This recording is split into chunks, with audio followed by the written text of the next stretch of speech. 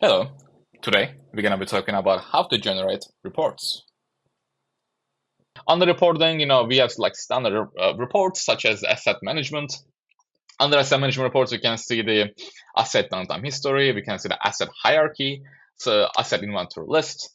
We also have a work management reports. Under work management reports, we can see labor type by employee, procedure list, all the work orders that have been burned down, all the work order summary.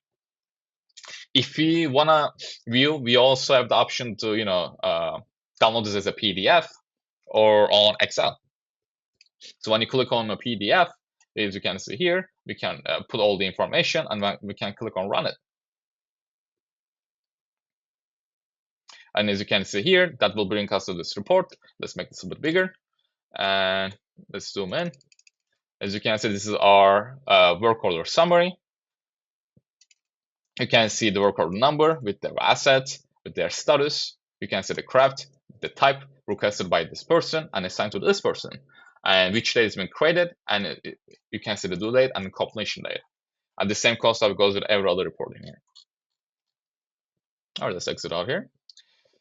We also have materials management. Under materials management, we have several reports, as you can see here, such as inventory adjustments, usage details by assets, vendor master list. We also have administration. Under administration, we can see all our user listing report, all our user permission report, all our user licenses, and so forth.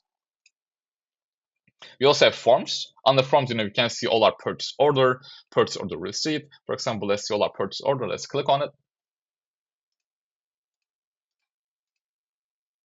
This one. And let's run it. As you can see, this is a sample purchase order. Let me make this bigger a little bit.